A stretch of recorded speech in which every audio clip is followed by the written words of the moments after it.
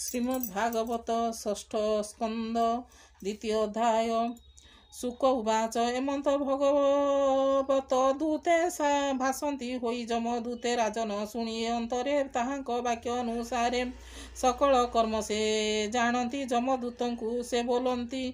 विष्णुदूत उवाच एत अत्यंत अद्भुत देखिलु तुम्भर चरित समदरसी साधु जने अधर्म चरित केशने अदंड अपापी जे प्राणी ताहाकु वृथे दंड पुणी प्रजा मानक पिता होई जेबे से प्रजा शास्ति देई तेबे से काहार शरण होइब कह हे कारण महते जाहा अभि आचरिबे इतर ताहा ही करिबे से जाहा प्रमाण करिबे लोके तदनुवर्ती हेबे।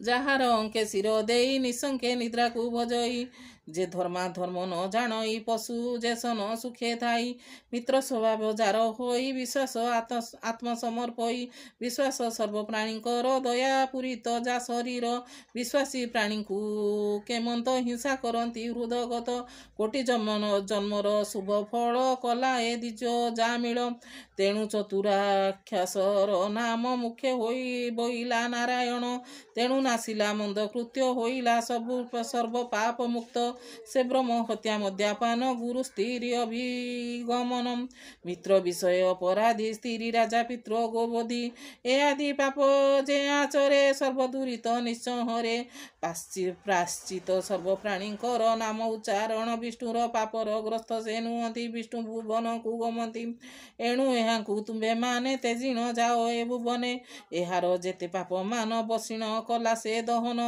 ଏଣୁ ଏ ଦ୍ୱିଜ ଜାମିଳ ନିକଟେ ମରଣର କାଳ ତୁଣ୍ଡେ ଉଚ୍ଚାରି ନାରାୟଣ ପ୍ରାଣ ଛାଡ଼ିଲା ତତକ୍ଷଣ ସଂକତେ ପରିହାସ ବେଳେ ଗୀତାଳା ପରେ ଯେ ବାହେଳେ ବୈକୁଣ୍ଠ ନାମ ଉଚ୍ଚାରଇ ତାର କଳୁଷ ନର ହୋଇ ତପନ ସ୍ୱଚ୍ଛଳ ଉଚ୍ଚରେ ନାନା ପ୍ରକାରେ ସେ ସୁମରେ ତୁଣ୍ଡେ ସୁମରି ତୁଣ୍ଡେ ଉଚ୍ଚାରି ହରି ନାମ ତାହାଙ୍କୁ ନ ଦଣ୍ଡ ଇଜମ ଅଳ୍ପ ବହୁତ ପାପ ମାନ ପ୍ରାୟଶ୍ଚିତରେ ଯଥାକ୍ରମ ପାପରୁ ଲଘୁ ଗୁରୁ ଜାଣି ମୁନି କହନ୍ତି ପରିମାଣି ତପସ୍ୟା ଆଦି ଯଜ୍ଞ ସ୍ଥାନ ପାପ ନାଶନ୍ତି ମୁନି ଜନ ତାହାଙ୍କ ହୃଦେ ପାପ ନାହିଁ ପାପ ପଙ୍କଜ ନିତ୍ୟ ଧ୍ୟାଇ ଜ୍ଞାନ ଅଜ୍ଞାନ ଯେହୁ ପ୍ରାଣୀ ସ୍ମରଣେ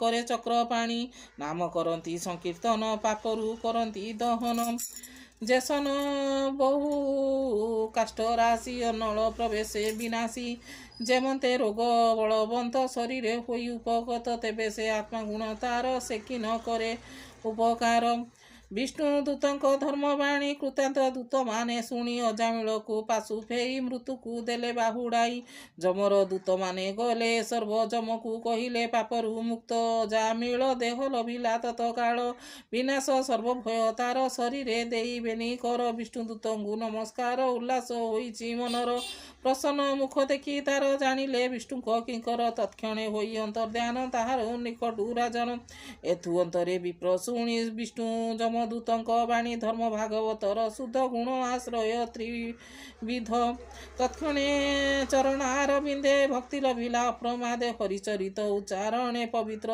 ଶୁଭ ସୁମରଣେ ସନ୍ତାପ ମାନ ତାର ଗଲା ଯେ କ୍ଷଣେ ବିଷ୍ଣୁ ସୁମରିଲା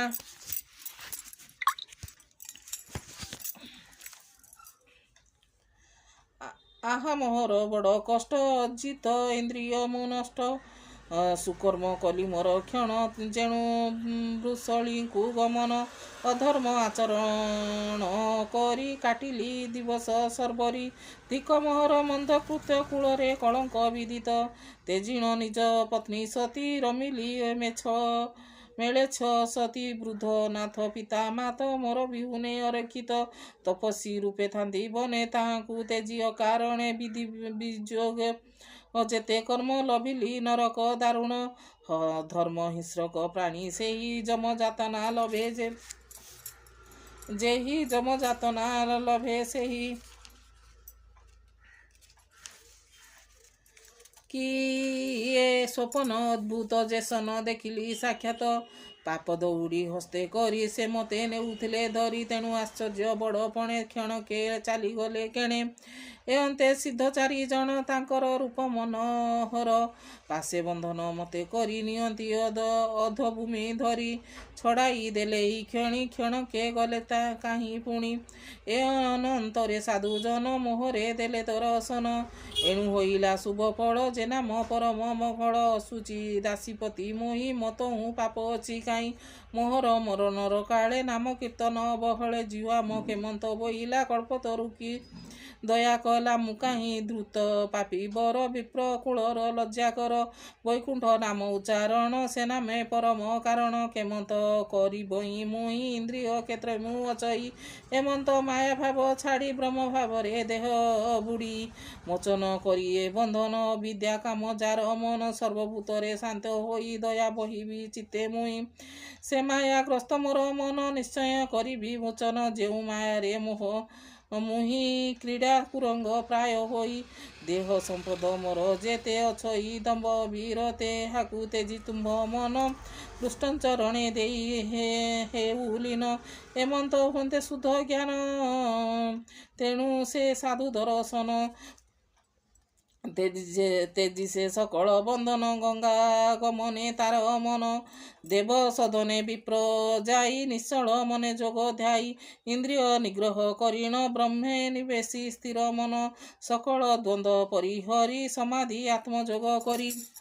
ପରମ ବ୍ରହ୍ମେ ମନ ଦେଲା ମନକୁ ତହିଁ ନିବେଶିଲା। ବ୍ରହ୍ମ ଭଜନେ ମନ ସ୍ଥିର ଦେଖିଲା ବିଷ୍ଣୁଙ୍କ ବୟର। ପୂର୍ବେ ଯେ ରୂପ ଦେଖିଥିଲା ପୁଣି ଦେଖନ୍ତେ ପ୍ରଣମିଲା। ଗଙ୍ଗାକୁ ଦେଖି ଦ୍ୱିଜବର ଛାଡ଼ିଲା ନିଜ କଳବର। ତତ୍କ୍ଷଣେ ବିଷ୍ଣୁଦୂତ ପ୍ରାୟ ହୋଇଲା ତାର ନିଜ କାଏ। ବିଶେଷ କ୍ଲେଶ ତା ଖଣ୍ଡନ ବେଷ୍ଟିତ ହୋଇ ବିଷ୍ଣୁଗଣ।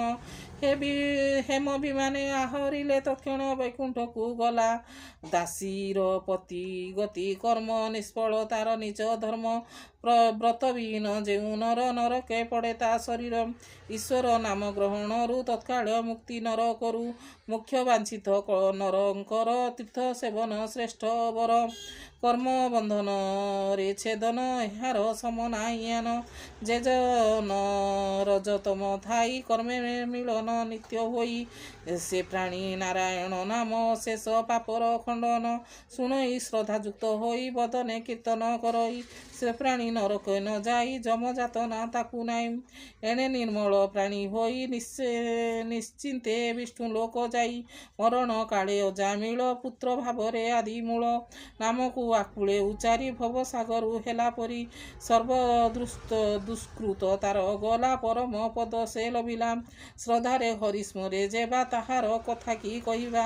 ଶ୍ରୀକୃଷ୍ଣ ନାମର ମହିମା ସୁଖ କହିଲେ ତାର ସୀମା। ବୋଇଲେ ଦାସ ଜଗନ୍ନାଥ ଷଷ୍ଠ ସ୍କନ୍ଧରେ ଭାଗବତ।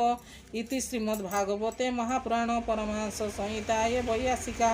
ଷଷ୍ଠ ସ୍କନ୍ଧେ ଅଜାମିଳ ବ୍ରାହ୍ମଣ ଉପାଖ୍ୟାନେ ଶ୍ରୀକୃଷ୍ଣ ମହିମା ବର୍ଣ୍ଣନେ ନାମ ଦ୍ୱିତୀୟୋଧ୍ୟାୟ। ଶ୍ରୀମଦ୍ଭାଗବତ ଷଷ୍ଠ ସ୍କନ୍ଧ।